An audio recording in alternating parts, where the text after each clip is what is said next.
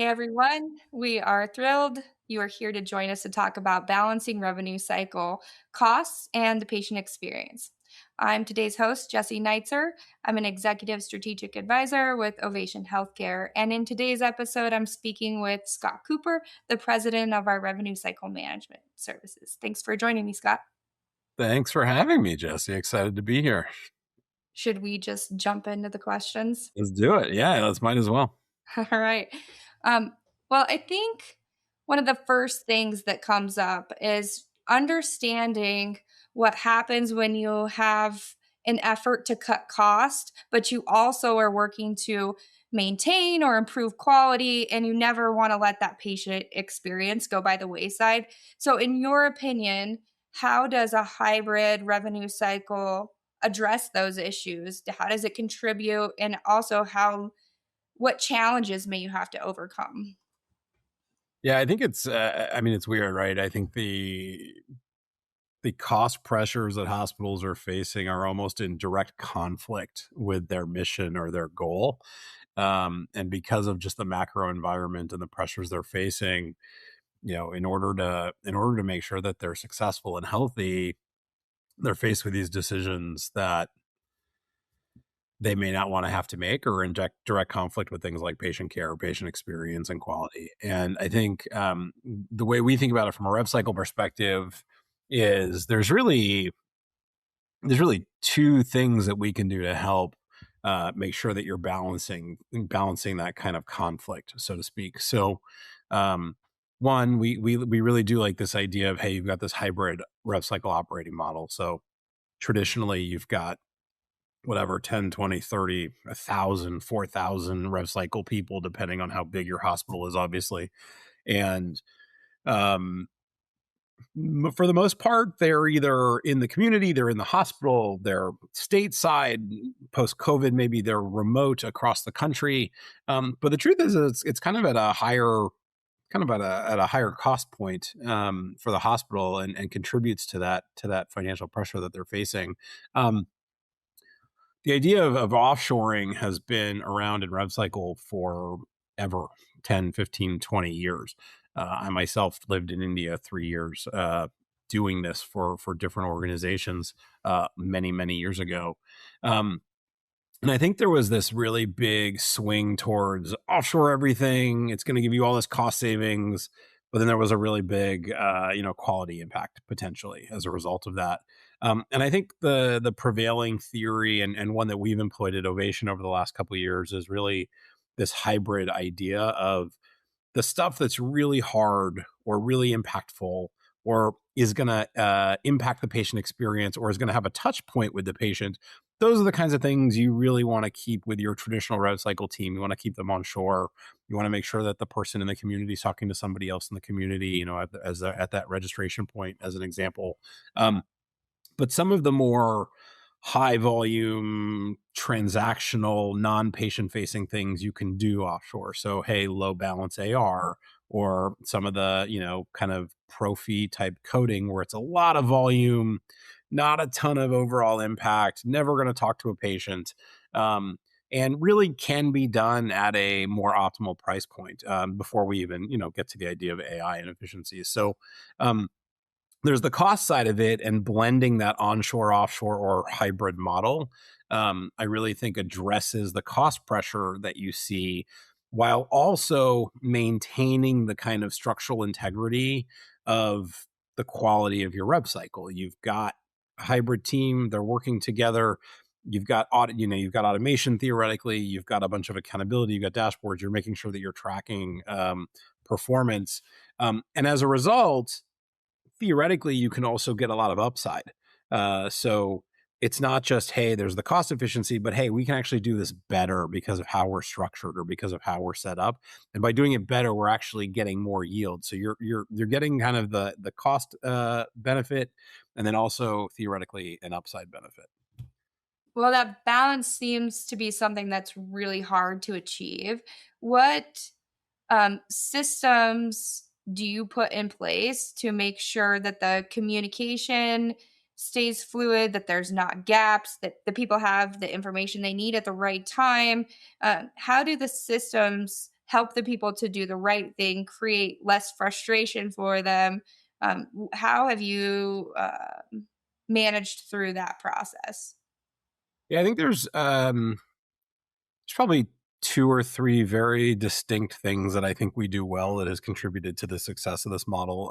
One, um, we have technology that helps enable this, right? So we've got teams in offshore, or we've got teams offshore.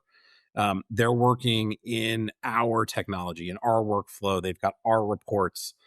Anything they do is also happening, real time. We can see it in the same systems that our own onshore teams are using. So I think one is creating that uniformity of systems and technology that our onshore and offshore teams are using. That's one. Two, we treat our offshore team members just as though they're onshore team members. So, there's an offshore team manager and supervisor and quality and kind of all the things that you would expect. But, on our weekly calls or our weekly huddles with our onshore team, the director or the manager is meeting with their team. They're also meeting with the leader of the offshore team. So we're treating them as though it's one organization, one team. It's not us and them. And that creates this kind of symbiotic, let's make sure we're working appropriately and bringing kind of success to the rev cycle. And then three, we hold them accountable just like we hold our onshore teams accountable. So to this idea of one team, if we've got a productivity goal of, I'm making this up, 40 claims that you're supposed to work today, the onshore teams and the offshore teams have the same goals.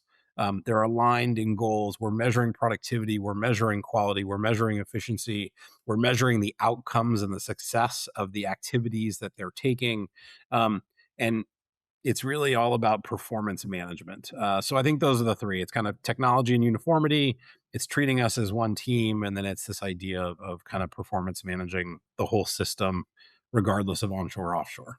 That makes a lot of sense. So if I'm in the hospital trying to navigate what this looks like, I'm concerned about the documentation being in my EHR. But at the same time, I also know that my EHR is not super efficient. I've got problems within that system. Like, I don't really have a way to manage my team's productivity. Where does this workflow live? And do I have to go somewhere separate from my electronic record to access the current state of the account? No, your electronic record is the source of truth. We have our own proprietary workflow systems that we use. So when we do new client implementations, again, regardless of onshore, offshore, hybrid, whatever it may be, um, we're taking data from your system and we're basically pulling that into our system. And so we're using our system purely for workflow to help us make sure we got the right butts in the right seats. We got the right people working on follow up versus denials. We're segmenting the work that there is to do so we can say, hey, here's a bunch of really old stuff. It's probably going to be deprioritized. Here's a bunch of really new stuff. This is the stuff you want to go after. So we've kind of got this smart segmentation of claims and who does what work. Um, the work itself, regardless of onshore, offshore, this hybrid model, the work itself happens in our workflow system, but then the information actually goes back into the EHR. So we're taking your source of truth. It remains a source of truth. All of the notes, all the activities, all the actions that are taken in our system end up back in your system. So that still remains the one source of truth. And you don't run into this kind of, do we run into issues of people stepping on each other's toes and, hey, you took a bunch of activities, but there's no record of it. Like, it's always going to be your system. Ours is somewhat of a, let's call it a bolt on, for lack of a better term, that feeds information back and forth. Gotcha. Hey, that's helpful. Thank you. You talked a little bit about this earlier about what's appropriate for onshore versus offshore and how you make those decisions. I'm curious, like, how you go about evaluating that process. Is it unique to each individual entity? Is it something you just have basic recommendations for? Where have you seen it go wrong? And what do you do up front to make it go right? So our strategy has been pretty clear for the last couple of years. One, we don't have anybody offshore. talking to a patient. So they're not doing our early out functions where they're calling patients for billing. They're not doing registration or remote, pre-registration or scheduling. We don't have anybody offshore talk to a patient, and that's a very deliberate decision. Not everybody does that. That's a decision that we have made internally at Ovation to stick to.